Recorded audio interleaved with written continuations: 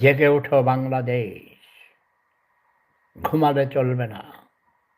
আমি ঘুম ভাঙানিয়া পাখি। আমি এসেছি তোমাদের সবার ঘুম ভাঙাতে, রঙিন আলোয় ভুবন রাঙাতে। ওঠো, ওঠো, জেগে ওঠো সবাই। আমি ঘুম ভাঙানিয়া পাখি।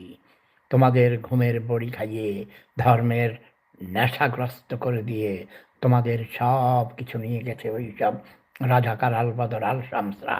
তোমরা আর ঘুমাইও না, তোমরা জেগে ওঠো সবাই। আমি ঘুম ভাঙানিয়া পাখি।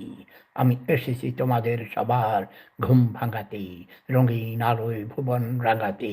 ওঠো, ওঠো, জেগে ওঠো সবাই। আমি ঘুম ভাঙানিয়া পাখি।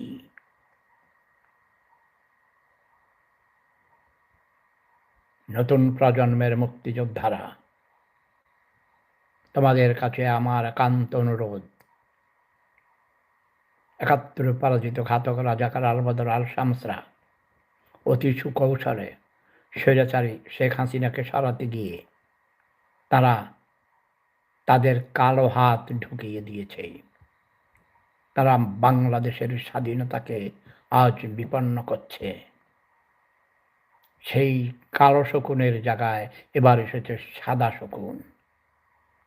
আমাদের পতাকা খামছে ধরেছে সেই ৭১-এর কালো শকুনের জায়গায় সাদা শকুন।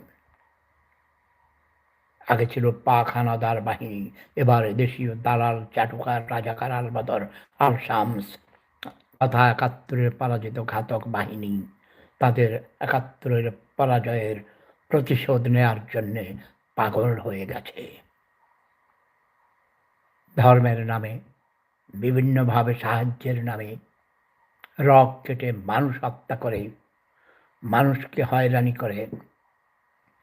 যারা বলছে পলাতক আওয়ামী লীগের স্ত্রী এবং কন্যাগণ নাকি তাদের সম্পদ।